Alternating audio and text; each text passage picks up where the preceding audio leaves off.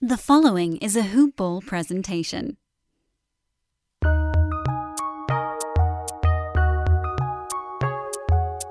Welcome to the Fantasy NBA Today podcast.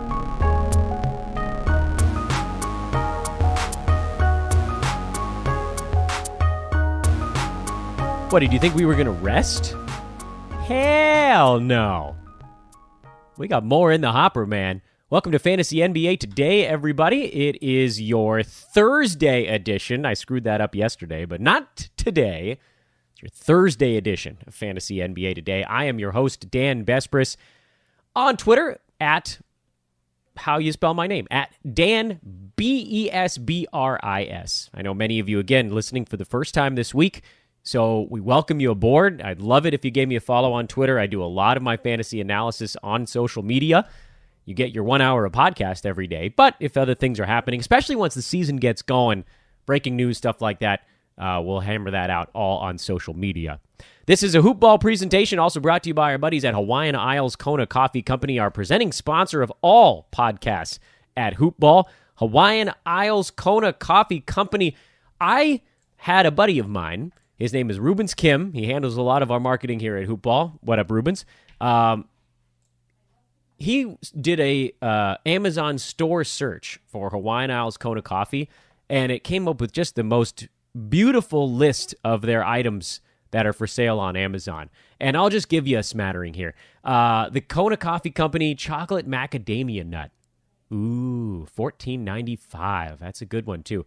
Medium-sized bag. You got the Kona Hazelnut. Oh, yes. That Kona Vanilla Macadamia. Look at these guys. Anyway, I'm getting pulled in. Do that. Search for Hawaiian Isles Kona Coffee Company on Amazon. You can check out all the stuff they've got for sale there. It's almost all Prime. Not all of it, but most of it on Prime.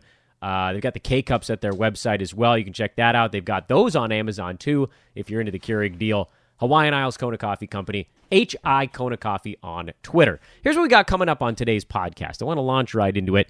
We're going to be talking to two guests yet again. The first of which is a guy that, honestly, and I'm going to say this, I think, again to him, if I recall the interview, that I've been wanting to talk to for more years than I've been working in fantasy sports. He is one of, and I don't think he'd be offended with me calling him this, because I'm fairly certain that I've heard him refer to this as well. He's sort of one of the old guard at Roto World, one of like the original big ones. And he just beats the snot out of all of us in 30 deep on the regular, constantly in the finals, constantly taking on my guy Brewski, Panda. Like, he's one of the best fantasy minds out there. Simple as that. That Matt Stroup. He'll be coming up here in just a moment. We're going to talk to Coach later in the show as well, get a little DFS update. He's going to let us know how he plans on doing DFS in the preseason, because I've watched preseason lots of sports, and you don't know who the hell is going to be on the floor unless you're tapped in, unless you got a pipeline. And for Coach, he is spending copious hours reading through and listening to the local beat guys for all of these teams just to find out who the hell is going to be on the floor for 20 minutes, because that's how you can get your leg up. You get the guy who's playing 25 minutes instead of 12, you're going to win. It's as simple as that in the preseason.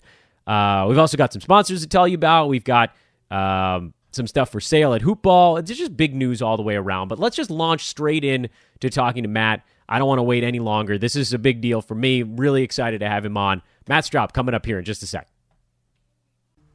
This is somebody I've wanted to have on the pod for quite some time, and pretty excited to finally be able to do it. Also in the industry mock, and that's what we're breaking down today with him, of Roto World, of always in the finals / oftentimes winning 30 deep, the great Matt Stroup. What's going on, man? I'm excited to have you here. Hey, man, I'm happy to be here. This is fun. I've had a very lucky draft order random poll of picks in that 30 deep league over the years. I actually won it this year with our pick around number 20, but every other year in recent years I've had like a top 5 pick, which helps. It really does, because that drop off after, even this year in a regular 12 team league, after the top 5, there's a pretty good drop off. But listen, you're selling yourself short. How did you do it with the later pick? Because I went a punt strategy with a later pick, and I thought, well, maybe if I can like win 5-4 or 6-3 every week. That would be a way to kind of sneak through. But it's tough to be good in everything if you don't have one of those top 5 or 6 guys. Yeah, and my first pick was Chris Paul, which you wouldn't think that would take me the distance. I'm trying to remember I don't know how I did it. I'm giving credit to Buddy Hield. I have plenty to say about Buddy Hield. I could talk about Buddy Hield for half an hour if you want. All credit to Buddy Hield. All credit to Buddy. Well, we're breaking down your team. This is sort of pros week on Fantasy NBA Today. And I was looking at your team before we even came on air here, and I thought, it's a pretty damn good team. I feel like there's a lot of guys on that one that I would have taken in that exact spot. And so that makes it easy for me because then I can just lavish you with praise during the show. But if you want to follow Matt on Twitter, it's at Matt Stroup, MattStroup. I'm also thrilled because I sort of guessed. I mean, I thought I had heard you say it, the correct pronunciation of your last name. Can we plant a flag in Stroup on this show so people start getting it right from this point forward? Go. Yeah, it's done. I'm doing it. Done. I'm going to do it on your behalf, so you don't have to be a butthead. I'm going to yell at people for you. Appreciate that. Yeah, sure. I'm just here to help. So we'll start at the top, and you're actually, believe it or not, you're the fourth participant from this mock draft that I've had on to record hits. I don't know what order they're actually going to air in, but the previous 3 all happened to have picks in the top 5, and I thought, well, I don't even know if we need to talk about their first selection, but you're finally outside the top 5. So what makes it simpler here, number 7, which is sort of like almost the next most obvious. We've seen Jokic go at 6 in every draft, and we've seen Damian Lillard go around 7 in every draft. And you had Dame. I mean, I'm going to do my job and say why, but I think we all know the answer. So why Dame at 7? Well, because there's a cliff, there's a void just beyond beyond there. I mean, on a per game basis, he was 12th overall last year in 9 category leagues. So really, you're kind of reaching for the reliability and for the safety. The raw numbers don't quite provide number 7 overall value, which is what makes the top 5 so great this year. But safety, durability, reliability. I probably won't get mad at him one time. If we're playing out this league, he's just good old reliable Dame. Yeah, it's such a weird. What do we do 8 through 12? Are you someone who? I mean, the fact that you took Dame at 7 leads me to believe you probably err on the same side that I do, which is to go with someone who you think is going to get you 75 to 80 games. But, you have that option of a guy like a Kawhi or an Embiid or someone who probably won't give you 70 games, or you kind of drop down the list a little bit and go with a Dame or go with I don't know if you trust Bradley Beal or a Jimmy Butler who's been banged up. I mean, how far down are you willing to go in that 8 through 12 range? I think for me, I'm looking at Beal as one option. I don't personally worry about him missing games because he's played 77, 82, and 82 the last 3 years and is pretty vocal about that's not what I do. He wants to be on the court, and I tend to buy in until I see otherwise. I'm going to believe him. But I am starting to think about if I am stuck, at the 8 or 9 or 10 spot, taking Embiid if he's there. Because what else are you going to do? That's Embiid, I think, is your best shot at getting a guy who really is, just in terms of counting stats, a top 5 guy. I mean, 28 points, 14 boards, 4 assists, 2 blocks. He's a beast. So I don't know. What else are you going to do? You're not going to win your league, You're not going to win your league taking Gobert with your first pick. No, and he's falling in Yahoo drafts right now. So you may even have a little more time on that one. I mean, okay, so we can play a little exercise here. This is what we'll do with anybody who has a first-round pick before 8. If you were going through those sort of lower game played guys, which I think we can probably call the collection of Embiid, who we already mentioned, Kawhi Leonard, Kyrie Irving, Jimmy Butler, are those the 4 guys that have in their career been first-round values but probably won't play the entire season? It sounds like Embiid is probably your first choice there, but how do you scale the other ones? Well, I mean, I think LeBron is suddenly in that conversation potentially. Oh, right? Yeah, good point. Make it 5. So he's another guy you start to think about there.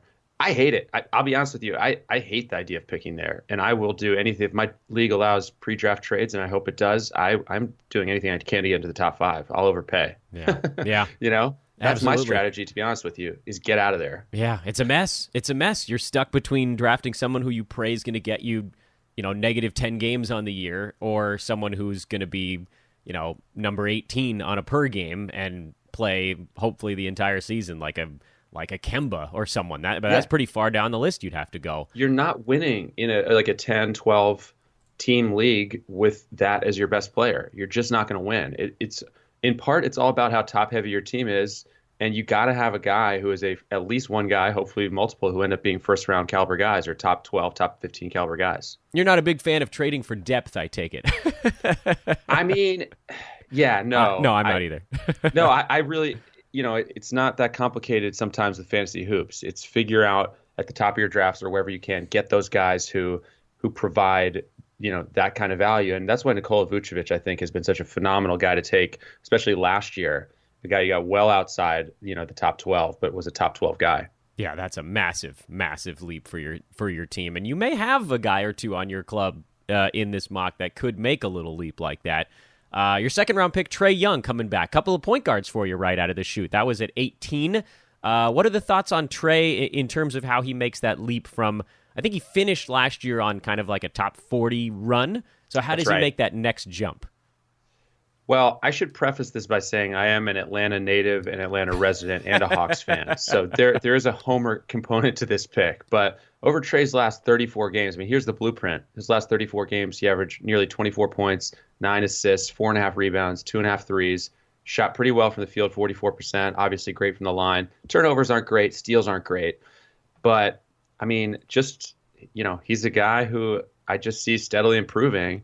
And if that's his starting point, I just think there's a clear path to him having, top 20 value if I'm being realistic and not overly optimistic, which I could do with Trae Young. That's all right. I mean, you can go nuts. It's your world. Have fun with it. Well, with that said, I will, because would you call me crazy if I said next year we're taking him as a clear-cut top 10 guy? I might. Like this time next year. Would you disagree with that? I would have to see a marked field goal percent jump, I think. Uh-huh. Because, yeah, I mean, you got to love the massive assists, though, and there's sort of nothing standing in his way, and they've removed every other ball handler on that team. Yes. So, yeah, I mean, clear path. I'm a fantasy guy who likes to see it once before I believe it, and so I end up missing on guys that take big leaps, but I often hit on guys that are sort of steady producers, and that's actually your next run here of like 3 guys in a row in this draft. These are really... this steady producer section of your team. Clint Capella at 31, who, for whatever reason, Matt, has actually been falling farther than that in a lot of drafts lately. Why is Clint tumbling down the board? Is it just because he sucked in the playoffs? I really don't know, because to me, he's a guy you could really start to consider around number 20, Yeah. And I mean, are people worried that Russell Westbrook is going to take some rebounds from him? I don't, Russell does like to grab rebounds from his big guys. I don't know, man. I think he's super solid, and if I can get him, 25-ish, I'll wait on him, and I don't need to reach for Gobert, for example, another guy you said is falling, but is a guy who we've seen go relatively early in drafts. I'd much rather wait on Capella. Absolutely, I'm 100% with you. They provide very similar stats. I mean, they were in 9-cat last year, separated by like 4 or 5 spots, maybe. So if you can get them by 15 to 20 apart in your draft, the obvious value is Clint Capella. And, I mean, we're seeing him go as late as 40 in some spots. I mean, this is a clear-cut second-round per-game guy who's going in the 4th, and I cannot wrap my head around that. Even if Russ takes a rebound and a half away from him every night, he's still shooting 65% from the field. He's going to have now someone that can feed him lobs every minute he's on the floor. There's never going to be a time where it's like, oh, Eric Gordon's running the offense, so I'll just wait. I agree. It's not like they're just going to suddenly ignore Capella. I mean, that's a key part of their offense is him running to the rim. So just not shiny enough. He's not a shiny enough toy this year. Yeah, that's true. Your 4th-round pick is also sort of not a shiny toy, but he had a great season last year too, and that's Buddy Hield at 42. Really steady producer. I think Buddy Hield is a guy that I'm going to try to get on every single one of my fantasy teams this year. I'm all in on Buddy, and I'll tell you why.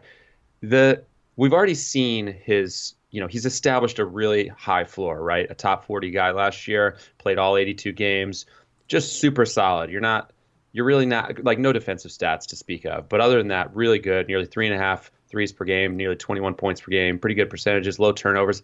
I love all of that. I also think he potentially could go higher. He had made a big leap in terms of points last year. I think he could still be ascending. I don't think it's crazy. May sound crazy, but to me, I could see Buddy Hield being like a 23, 24 point per game scorer this year. Yeah, it's one of the. Okay, let me ask you this. I'm just going to play devil's advocate for a minute. I don't know that I believe what I'm asking, but I'm going to throw it out there. Do you think that Bogdanovich playing extremely well in international ball, could that take any of the usage away from Buddy Hield?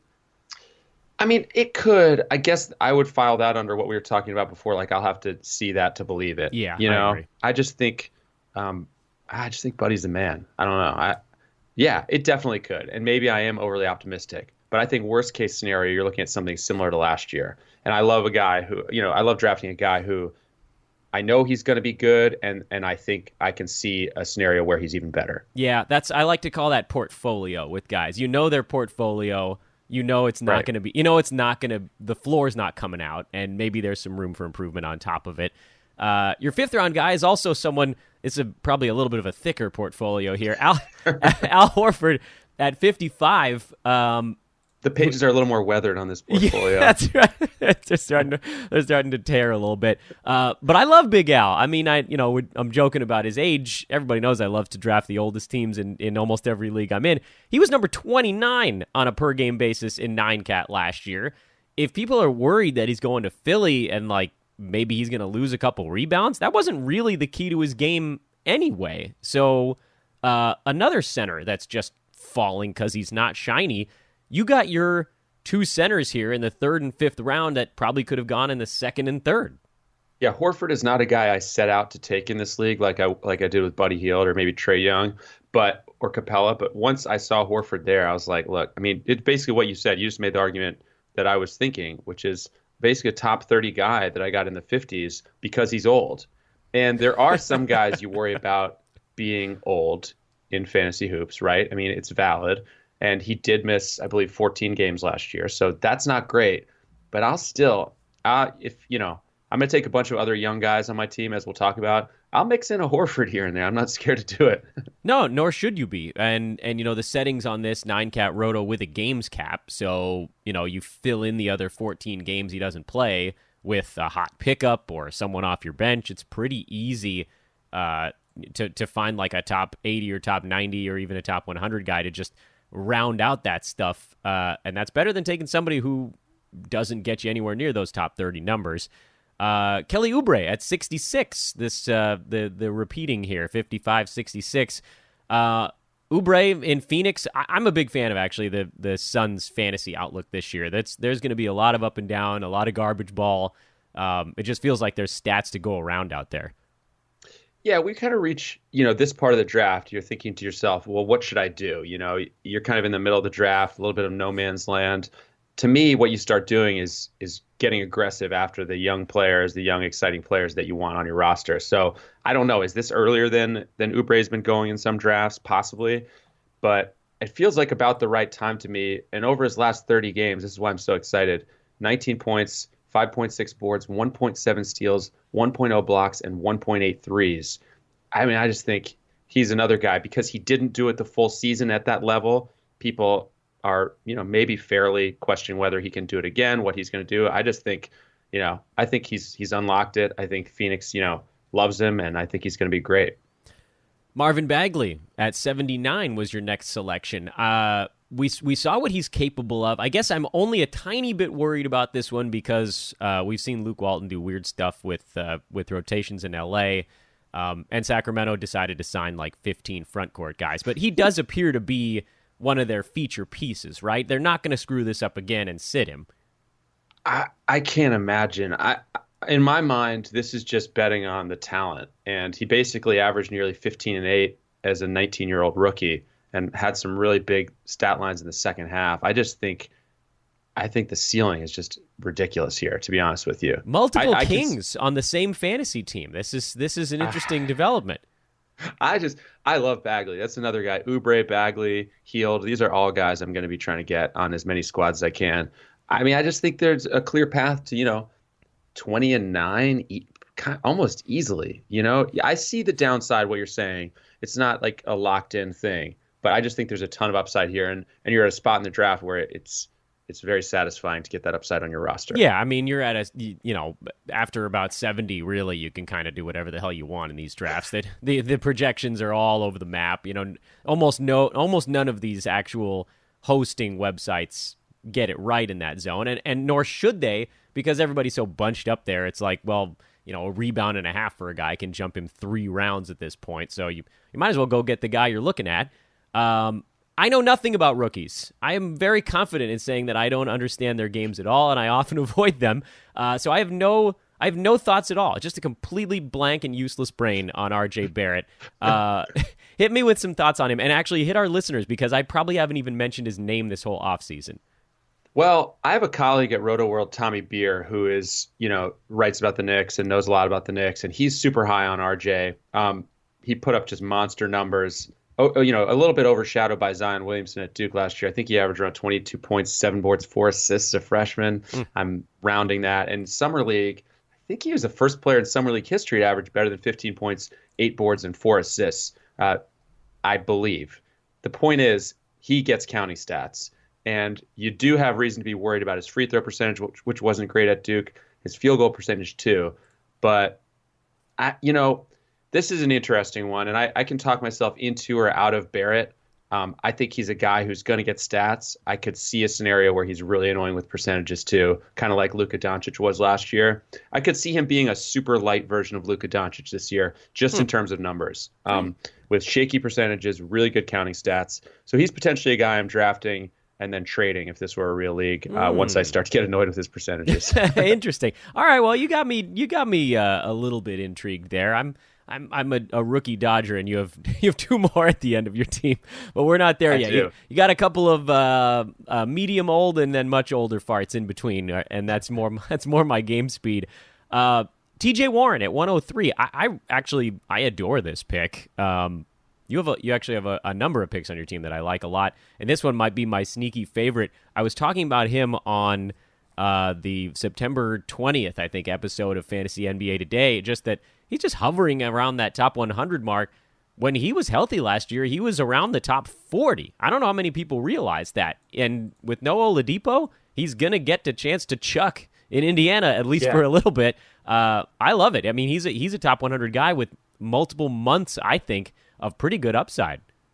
I agree. And, we think of TJ Warren as just kind of a points guy because that's really what he was for a while. He didn't hit a lot of threes, but he's improved a lot as a 3-point shooter. He hit 1.8 per game last year, averaged 18 points. Defensive stats were even pretty good, 1.2 steals, 0.7 blocks, good percentages, low turnovers. I love that combo, obviously. And yeah, it's just like you said. I mean, you worry a little bit about whether he's going to stay healthy, but this is a top 50 guy you can get near 100. It seems like a no-brainer. And I think this is just a smart real-life basketball move by the Pacers to get him. Agreed. And I also have, and maybe I might be proven wrong on this. Lord knows I've been wrong before, but it does feel like a lot of guys tend to play better when they finally have something to play for. There's, the escape from Phoenix. That has to be a good thing for him mentally, right? Escape from Phoenix was the third in the series of movies, right? With Kurt Russell. That one did not get made. Yeah, that one was a little more boring. It was a lot of like climbing between cacti it was just and weird resorts. Managerial decisions and a lot of just politics. And, like navigating resort golf courses and stuff like that. Right. It was rough. 48.6% from the field, 81.5 at the foul line. Lot to like about TJ Warren at that spot. I also like your next one too. Obviously, not quite the upside of Warren. He's an older fella in Serge Ibaka, but he quietly had an outstanding season last year too, getting a little bit closer to the rim. Can he keep that up? Are there enough minutes for old guys in Toronto this year? I don't know, but I'm willing to try at that stage of the draft. Yeah, at 114, absolutely. And I think that's why it's nice to, I don't know, like I don't think you want to have just a team of totally unproven players, and I don't want to have a team of just only veteran players. But if I've taken some young, interesting guys, I can grab an Ibaka here. I mean, like you said, like a really good year last year. 15 points, 8 boards, nearly 1.5 blocks. Still hit some threes. I mean, I had him in one of my main leagues last year, and I really liked him. So I just think, if anything, there's going to be a little more opportunity with Kawhi gone this year. So I don't see why he can't come close to those numbers again. No, I don't either. I mean, even if there's a minute or two dip, I just it's an easy cruising kind of plodding third center to have on your team if you need it. And then your last two guys are back into the boat of guys Dan knows nothing about because I hate young people. I don't know. Damn kids. Darius Garland and DeAndre Hunter back to back here, 127 and 138. I mean, I understand the logic here. Take a shot. These are guys that, how many times do the 11th and 12th round picks even end up on our teams in fantasy at the end of the year? So why the hell not, right? Am I close? Yeah. I mean, with Garland, you said nothing about him, and I think a lot of people, he's a mystery guy to a lot of people because he barely played at Vanderbilt before he got hurt. A knee injury, missed basically all of his freshman year. But I've watched a little video on him. Appears to be a really smooth player, good scorer, ball handler, shooter, all of that. I don't really believe this is kind of a bet against Colin Sexton, to be honest with you. I don't think Colin Sexton. It's a reasonable bet to make, by the way. I don't think he's really a point guard, and I think Garland is a point guard, or more of a point guard than Sexton. So they're talking about playing both guys in the same backcourt. Cleveland has no reason not to, right? I mean, they drafted Garland in the lottery, so they're going to play him. And I don't know. I mean, who knows? He could be a real drain on field goal percentage, but this is a fun kind of swing to take at the end of a draft and just see what happens. It's fun to have a mystery guy or two on your roster. Yeah, if they don't pan out, who cares? There's going to be, in a 12-team league, there's going to be 15 to 20 solid guys throughout the season on the waiver wire, and there's going to be another 30 or 40 short-term guys throughout the year. And I'll quickly make the case for Hunter. Again, an Atlanta Hawk, but they took him 4th in the draft. Virginia, he played on Virginia in college, and they're notorious for slowing down the pace. So there's reason to believe that held his overall numbers in check. I think he's a better offensive player than people think he is, or than what he got to show. And I was just reading an article in The Athletic by Chris Kirshner, the Hawks beat writer, recently about DeAndre Hunter. So check that out if you happen to subscribe to The Athletic. But some good stuff in there about Hunter, having more offensive game than people think. And I think he's going to play a ton. He's going to be on the floor because of his defense, and I think he's a better offensive player than people realize. Overall, on your team, it's a nice blend of young and old. Is that, you said that's something that you kind of target with most of your drafts? Yeah, that's my current philosophy, I think, is, and I was talking about this on a Roto World video the other day, 60% crazy. I want to, and this wasn't that crazy of a draft, but I want to mix in a little bit in there that are wild card picks.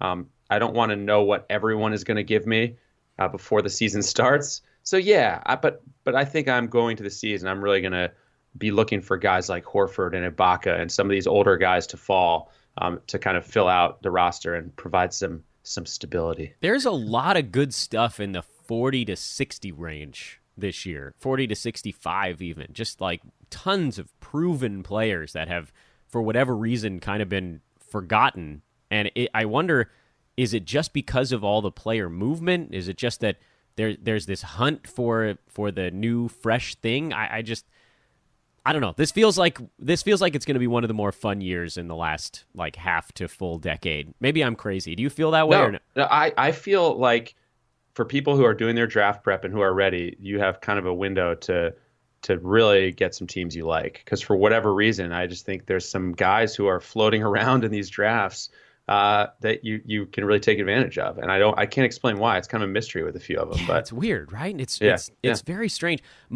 Normally my philosophy on drafts is try not to screw up the first 3 rounds, and then beyond that you can sort of have a little bit more fun. This one, my strategy has almost become just see who's fallen to you, and I've gone into the first 5 rounds of almost every mock I've done with no plan at all. And just thought, all right, well, let's see what happens. And then, like in this one, I had the 6th pick, so that sort of decided itself, and I had Jokic out of the first. But Kemba in the second, towards the end of the second round, that seemed pretty easy, or like late middle, I guess. LaMarcus Aldridge, another safe guy that's just falling. Tobias Harris is falling. A lot of safe picks in this mock draft just to kind of see where those guys were going. But this is happening in every single one, and I don't know if it's because the lust for the fresh thing, or if it's just that there really are more fantasy relevant players this year. Is it possible that the total quantity of useful guys has gone up That seems insane, but I guess the game is moving faster now. Yeah, and I think there are just certain players that people have been scared off of because of load management. So that's kind of changing how things go. And yeah, it's just wild. I'm excited to get into these drafts. Yeah, it's time. It's time. I know it's only late September, but we got to go, man. I can't wait anymore. Matt Stroup, thank you so much for not only doing the mock but also doing the pod. This was great. Can I harass you again in the not too distant future? Can I trick you back on? Yeah, sure, man. Hit me up, especially if you pronounce my last name right. Yes, Definitely. I'm coming in hot at MattStroup on Twitter. He is a writer at Roto World. You also host a podcast that I didn't mention at the beginning of the show. Do we want to plug that one? I don't think it's about basketball, but that's okay. Oh, I host multiple podcasts, actually. I host the Roto World Fantasy Basketball Podcast. Beautiful. I host a episode of the Roto World Fantasy Baseball Podcast, and I host a podcast called Inbox, where me and a friend bring on a guest and go through their email and text messages. It's I a love fun time. that one. Sounds fantastic. Yeah, check them all out. I have absolutely listened to you on the Roto World show as well. Everybody should check out all of those shows. Again, Matt Stroup, one more massive thank you, man. We'll talk to you soon. My pleasure, man. Thanks for having me. Sharp. That's the word. He's a sharp. It's like that's like where a word like that comes from. Anyway, big thank you again to Matt Stroup for popping on the show. Let's just jump. Well, no, you know what? As I start to say it, I realize I got to remind you guys to take your damn betting money over to our buddies at mybookie.ag. I know basketball season hasn't started yet. I don't care. Get yourself set up now while they are deposit matching. Yes, there's rollover. That's part of it. I know I talked about it on yesterday's podcast. Just make sure you read through that. But if you're planning on betting all season long, which I am, I think most of us are, you'll knock that sucker out in no time flat. We'll have the rollover done this season.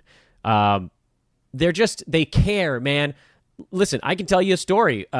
Someone here at Hoopball was opening up an account at MyBookie that ran into a couple of issues. And we were able to get in touch with one of the big guys there, one of the top marketing dudes, got it all straightened out.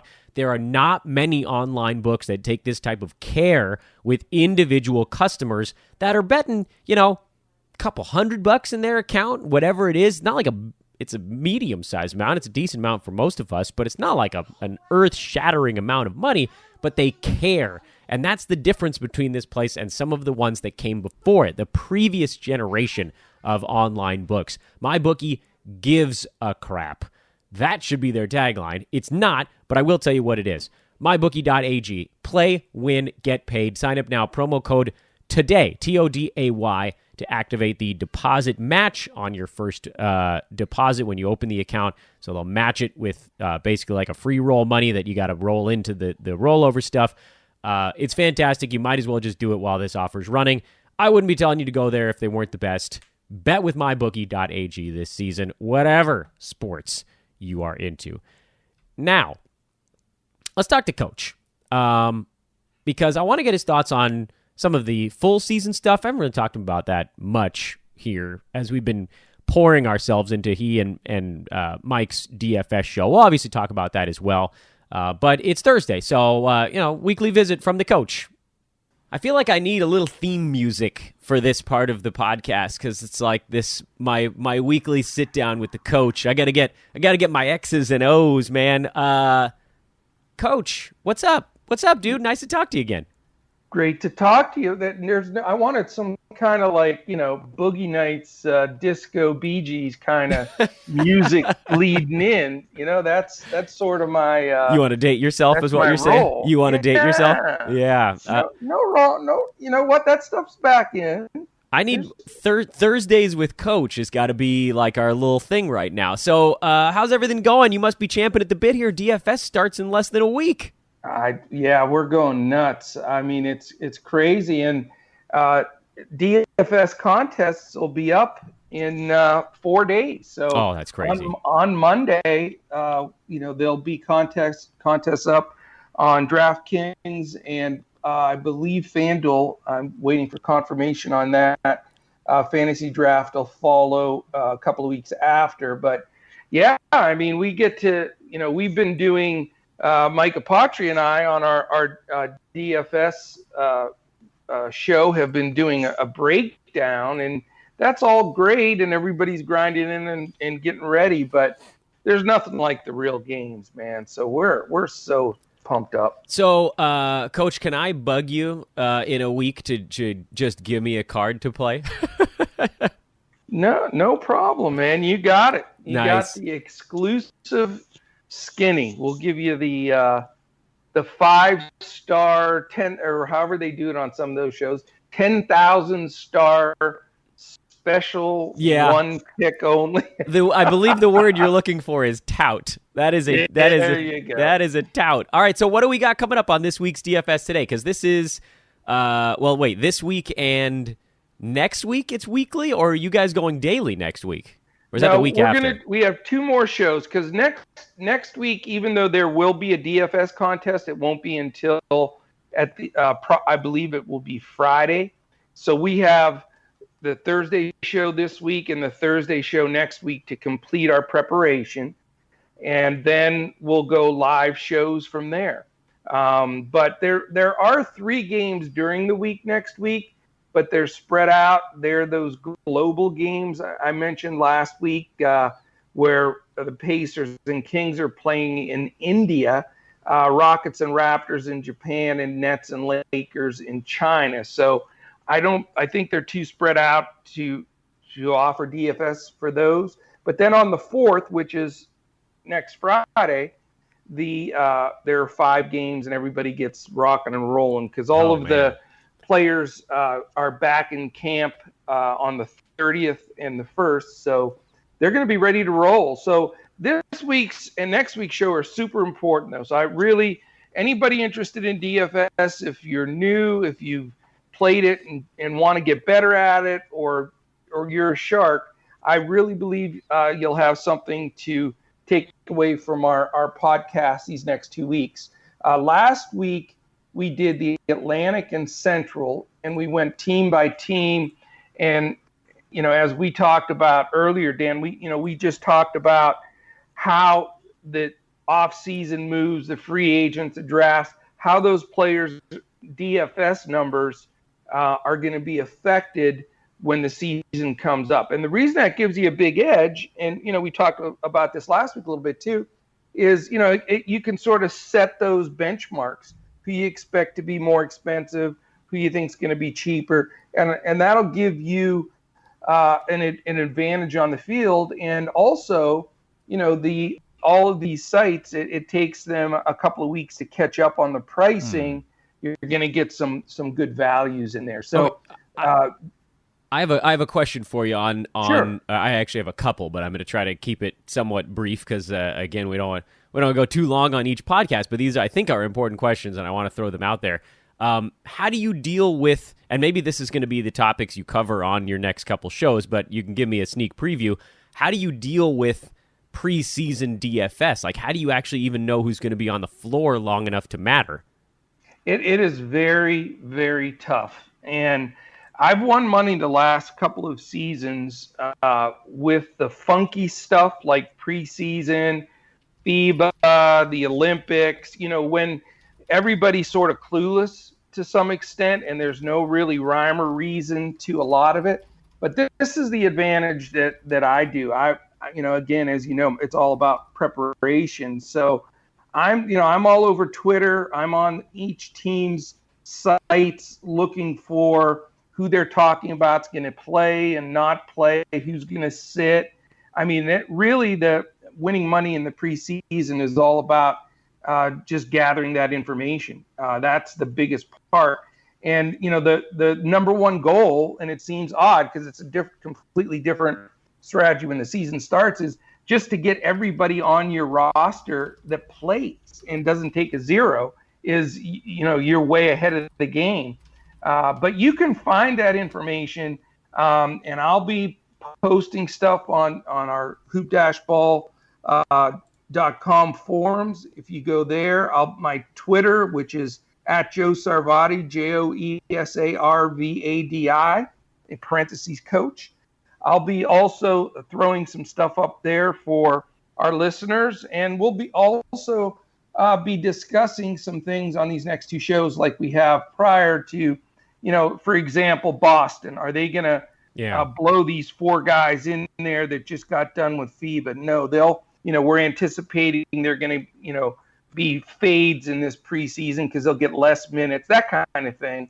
And then, so we'll be sharing that info with the Southeast and Northwest divisions this show on Thursday. And then next Thursday, the Pacific and Southwest. And we'll start talking about some of those things.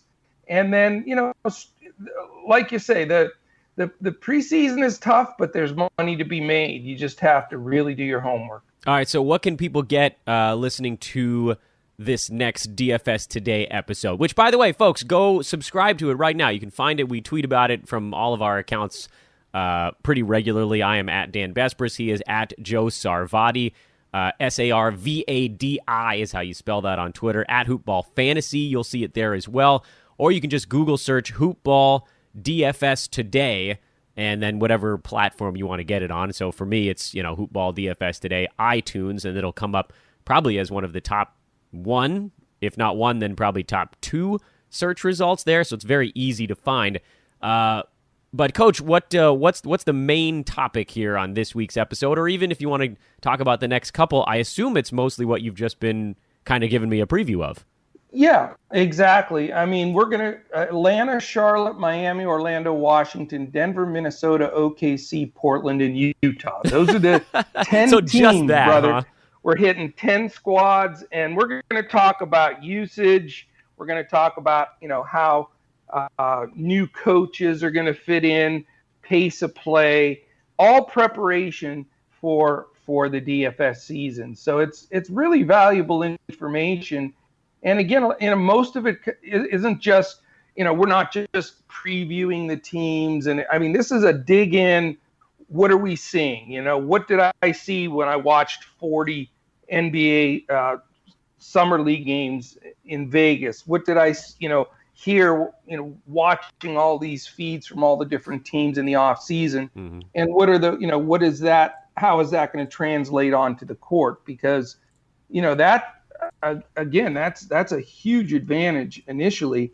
And there's just the biggest time to make money in NBA DFS is truthfully the first 6 to 8 weeks, because you've got a lot of football money in there for guys that don't really know that much about hoops, but they want to play some additional games. So we call that a little bit of fish money in there. And then, you've got people that are just looking at the prices, or they're just saying, okay, Harden's my guy last year, I'm going to use him again. And they're not factoring in that he's going to lose probably 10 to 12% usage with Westbrook there. And so if you look at all of those things in whole and look for a couple of cheaper guys that we'll recommend that you can put in there, that's where you're going to build a nice fat bankroll that you can utilize for the entire season. All right, let me get your opinion on some full season stuff here, since I got you on the pod, so I'm going to steal you for whatever I can. I know that we've talked about this before, your first ever fantasy league was with guys like Dr. J. So you've obviously been doing this for a little bit. As you look around this particular off season, and I know I'm sure it's hard to sort of separate each one individually. What have you noticed lately? Like, what's been, because I'm sure you're doing prep for full season stuff also, what's been jumping out at you as interesting tidbits? And since I only get to talk to you once a week, I figured I could just throw this in there. Like, what's coaches' once a week thought on full season stuff? What are you watching for right now? What's something that fell out of the sky and hit you? The world is your oyster, Coach. Where do you want to go with it? Well, full season stuff is, where I started, because there wasn't DFS till, recently. And, so I love talking the old school. Like you said, Dr. J, Moses Malone, I had those guys on my first squad. So anyway, there's two things. One, in all the years I've done this, and again, I'm dating myself, which I'm really act young and my mind is young. But Dan, this is going to be my 40th NBA fantasy year long. Holy hell. Yes. 1980 was my first. So There you go. We gotta get you a like an anniversary cake or something. Oh my God, I don't know, or a wheelchair, one or the other. Good Lord. But anyway, what I wanted, and I mean this sincerely, it's amazing. But in the entire time that I've been involved with year-long leagues in basketball and fantasy, this is, to me, is the most transformational season. I've never seen this many superstars shift teams and the dynamic of two super players on multiple teams. There's never been a dynamic like this, and I think it's going to really affect year-long leagues, DFS, everything. And evaluating that in advance, and I'm in like 4 leagues as well, and some dynasty and some year-long leagues, and that's what I'm trying to forecast is. And that's the biggest point is don't just look at any type of rankings and take that for, being the end all. Now, when Bruise 150 hits, yes, that's going to give you a whole nother level. But the stuff that everybody's looking at now, ESPN, Yahoo, and all that, it's just they don't know what to do because of all these crazy changes. So there's bizarre rankings. So do your homework, look into it, really take a look at how these crazy changes in the league are going to affect everything. That's number one. I'll give you a second one as well. The other one is the small ball factor. And, it's really continued to get just to another level.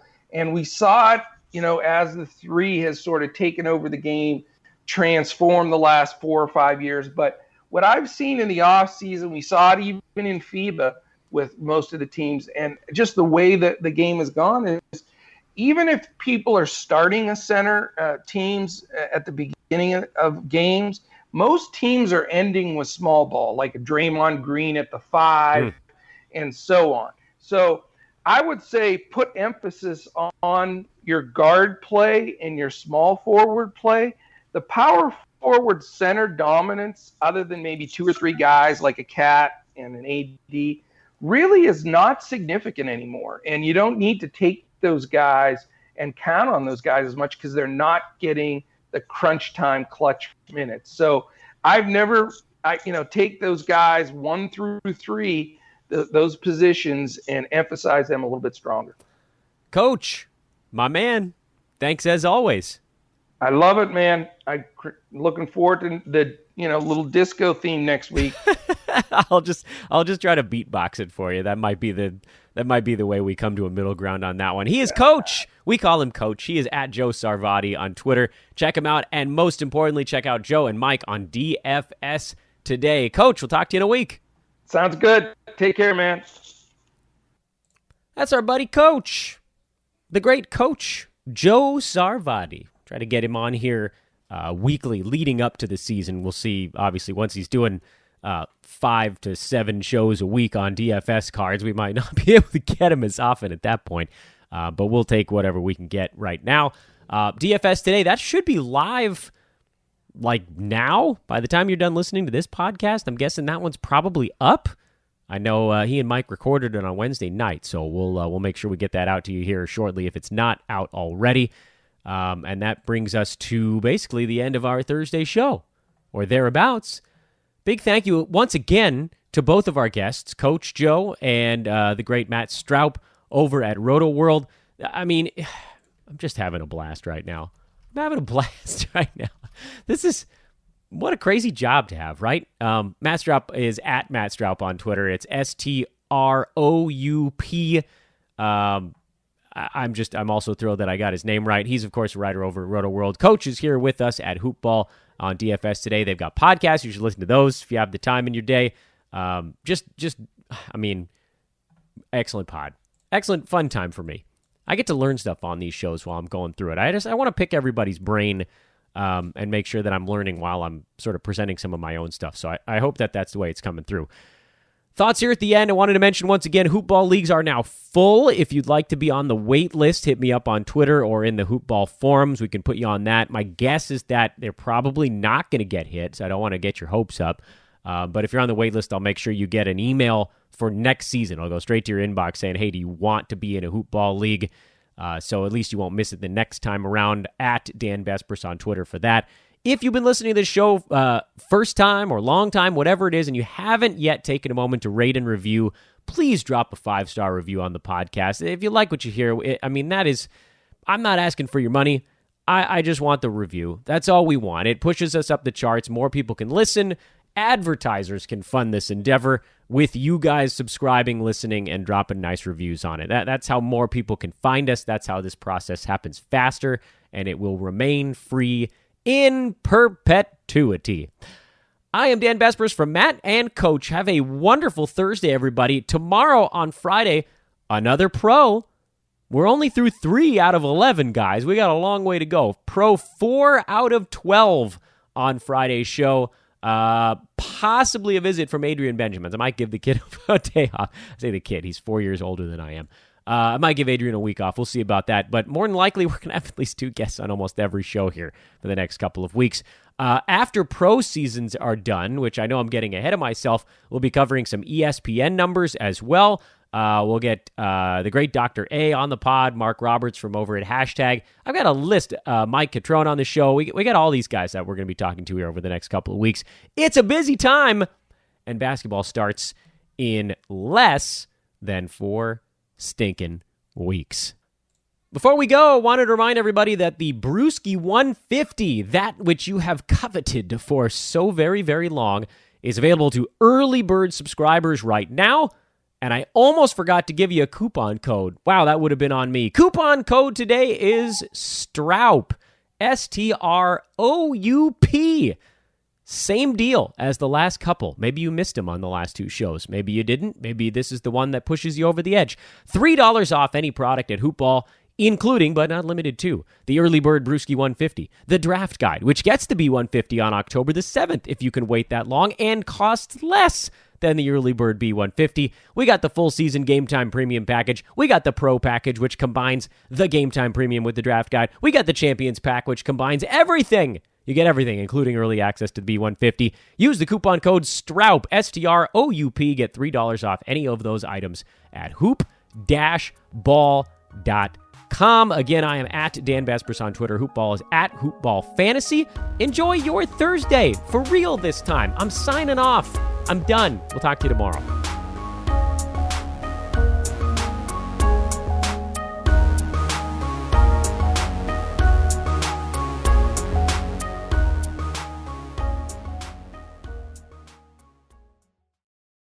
This has been a Hoop Ball presentation.